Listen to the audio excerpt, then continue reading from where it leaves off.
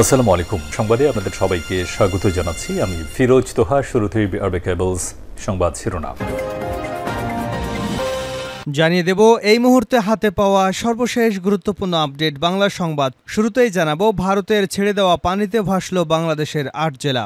ভারত থেকে হু হু করে আসছে পানি, সঙ্গে প্রতিকূল আবহাওয়া। হুট করেই প্রতিবেশী দেশ ভারত ত্রিপুরার Dumbur hydro electric power project বা ডম্বু গেট খুলে দেওয়ায় বাংলাদেশে বন্যা পরিস্থিতি তীব্র থেকে তীব্রতর আকার ধারণ করেছে।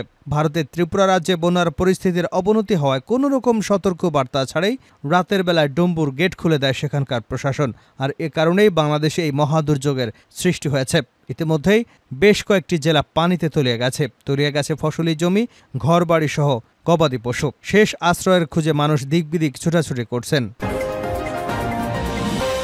এবারে জানাবো, আতঙ্ক ভয়ে লুকিয়ে আছে আওয়ামী লীগের নেতাকর্মীরা, যে ৪ কারণে শেখ হাসিনার পতন। ছাত্র জনতার তুমুল বিক্ষোভের মুখে গত ৫ই আগস্ট প্রধানমন্ত্রীর পদ থেকে পদত্যাগ করতে বাধ্য হয়েছেন সাবেক প্রধানমন্ত্রী শেখ হাসিনা এবং পদত্যাগ করে ভারতে পালিয়ে যান তিনি। শেখ হাসিনার আকস্মিক পদত্যাগ এবং দেশটাকে বিস্মিত হয়েছে ক্ষমতাসীন আওয়ামী সরকারের তৎকালীন মন্ত্রী ও নেতারা। ভারতীয় সংবাদ মাধ্যম ইন্ডিয়া এক্সপ্রেসের একটি প্রতিবেদন হাতে এসেছে, আপনাদের সামনে হুবহু উপস্থাপন করছি, দেখতে থাকুন।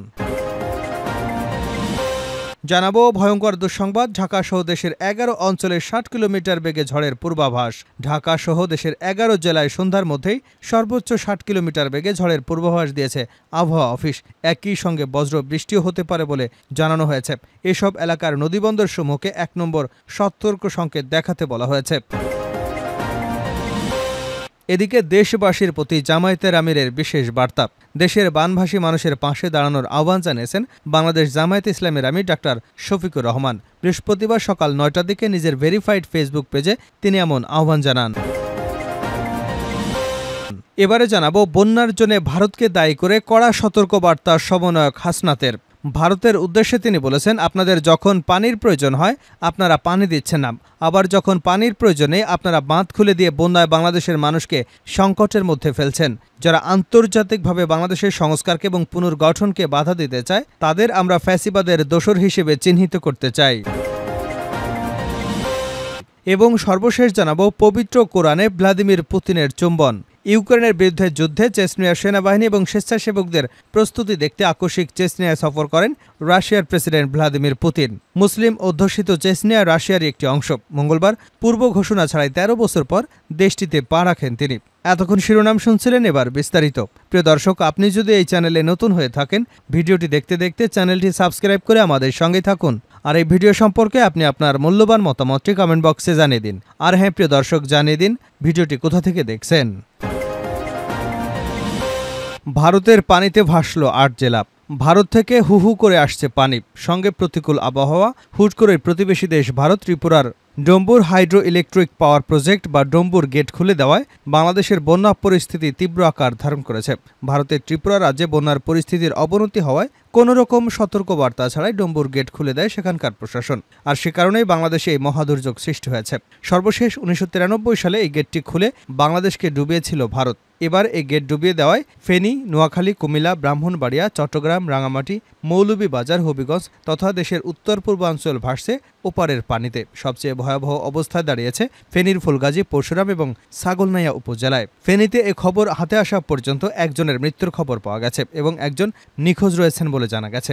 বন্যার পানিতে তলিয়ে গেছে ঘরবাড়ি, রাস্তাঘাট, ফসলি জমি। হাজার হাজার মানুষ পানিবন্দী অবস্থায় সীমাহীন দুর্ভোগে পড়েছেন। পুরোপুরি বিদ্যুৎহীন হয়ে পড়েছে সব এলাকা। বন্ধ হয়ে গেছে মোবাইল নেটওয়ার্কও। সামাজিক যোগাযোগ মাধ্যমে ছড়িয়ে পড়া ছবি ও ভিডিও দেখে টিনের ঘরের চালা পর্যন্ত ডুবে যাওয়ার দৃশ্য দেখা গেছে। বহু গবাদি পশু ভেসে গেছে বন্যার বানে।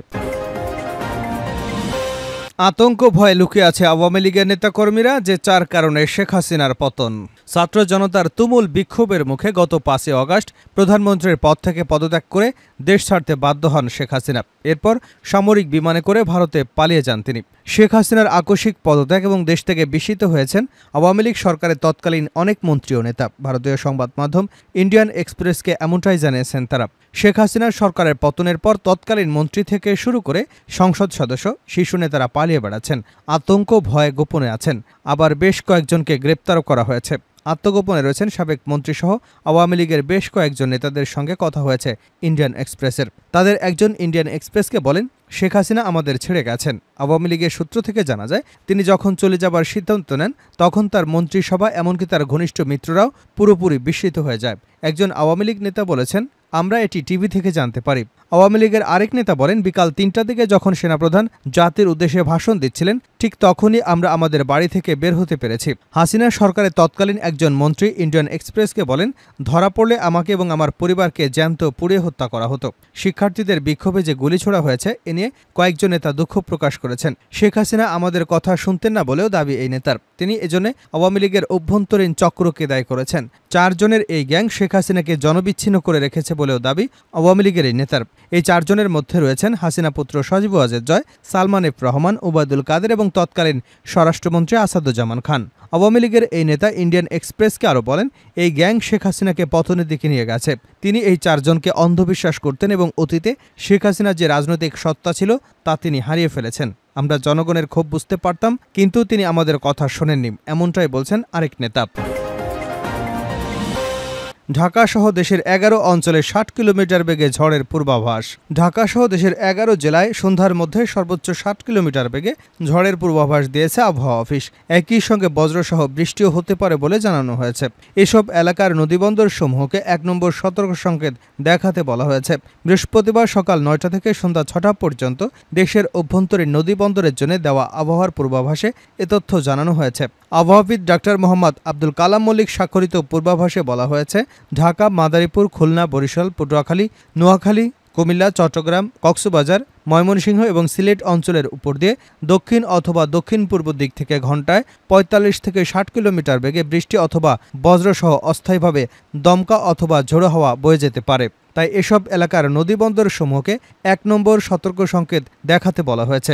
এদিকে বুধবার রাতে দেওয়া ৭২ ঘন্টার আবহাওয়ার পূর্বাভাসে জানানো হয়েছিল, সাগরে সৃষ্ট লঘুচাপ দুর্বল হয়ে মিলেছে মৌসুমি বায়ুর অক্ষের সঙ্গে। এ অবস্থায় দেশের ৮ বিভাগেই মাঝারি থেকে ভারী বৃষ্টিপাতের পূর্বাভাস দিয়েছে আবহাওয়া অফিস।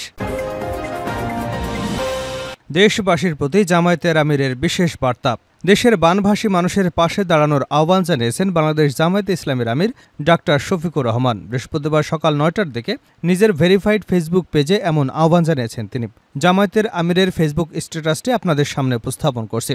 আসসালামু আলাইকুম ওয়া রাহমাতুল্লাহ। প্রিয় দেশবাসী, ভারী বৃষ্টি এবং ভারত থেকে আসা পানির ঢলে ফেনী, নোয়াখালী এবং লক্ষ্মীপুর আর কুমিল্লার অংশবিশেষ পানিতে ভাসছে। লাখো বনি আদম, নিরীহ গবাদি পশু, যাবতীয় অসহায় সম্পদ চরম ক্ষয়ক্ষতির সম্মুখীন। জানি না এ পর্যন্ত কতজন মানুষ মারা গিয়েছেন। এ অবস্থায় আসুন আপনি, আমি এবং আমরা বিপন্ন মানবতার পাশে দাঁড়াই। যার যা আছে তাই নিয়েই পাশে দাঁড়াই। মহান রাব্বুল আলামিনের দরবারে হৃদয় গলিয়ে দোয়া করি, আল্লাহ তাআলা যেন এই বৃষ্টি এবং পানিকে গজবের কারণ না বানান, রহমতের ওসিলা হিসেবে পরিবর্তন করে দেন। হে আল্লাহ, আসমানকে আপনি মেহেরবানি করে থামান এবং জমিনকে আমাদের জন্য উপকারী বানিয়ে দেন। আমাদেরকে এই বিপদ থেকে আপনি রক্ষা করুন, আমাদের উপর রহম করুন, আমাদের ক্ষমা করুন, আমাদের দিকে আপনার সাহায্যের হাত বাড়িয়ে দিন। প্রিয় দেশবাসী, আমরা বিপন্ন ভাই বোনদের কাছে যাচ্ছি, ইনশাআল্লাহ আপনারাও আসুন এবং সাহায্যের হাত বাড়িয়ে দিন। শেষ করছি আন্তর্জাতিক সংবাদ দেব। পবিত্র কোরআনে ভ্লাদিমির পুতিনের চুম্বন। ইউক্রেনের বিরুদ্ধে যুদ্ধে চেচনিয়ার সেনাবাহিনী এবং স্বেচ্ছাসেবকদের প্রস্তুতি দেখে আকস্মিক চেচনিয়ায় সফর করেন রাশিয়ার প্রেসিডেন্ট ভ্লাদিমির পুতিন। মুসলিম অধ্যুষিত চেচনিয়া রাশিয়ার একটি অংশ।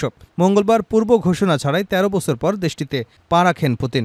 সফরকালে রুশ প্রেসিডেন্ট চেচেন প্রজাতন্ত্রের রাজধানী গ্রোজনির একটি মসজিদে মুসলমানদের ধর্মগ্রন্থ পবিত্র কোরআনের একটি কপিতে চুম্বন করেন। এ সময় চেচেন নেতা রমজান কাদিরভও তার সঙ্গে ছিলেন।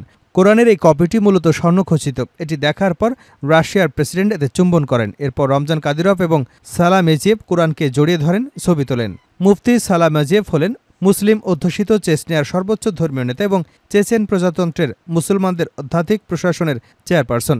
এদিকে রুশ প্রেসিডেন্ট ভ্লাদিমির পুতিন রাশিয়ার স্পেশাল ফোর্সেস ইউনিভার্সিটি প্রাঙ্গণে সেনাদের সঙ্গে কথা বলেছেন। পুতিন সেখানে বলেন, যতদিন পর্যন্ত আমাদের কাছে আপনাদের মতো মানুষ আছে, আমরা অবশ্যই অজেয়। তিনি আরও বলেন, নিজের স্বাস্থ্য জীবন বিপন্ন করা, এখানে নিরাপদ পরিবেশে বন্দুক চালনা করা আর যুদ্ধক্ষেত্রে নিজের স্বাস্থ্য জীবন বিপন্ন করা কখনই এক কথা নয়, কিন্তু আপনাদের অন্তরে পিতৃভূমিকে রক্ষা করবার একটা তাড়না আছে, আর আছে সেই অনুযায়ী সিদ্ধান্ত নেবার সাহস।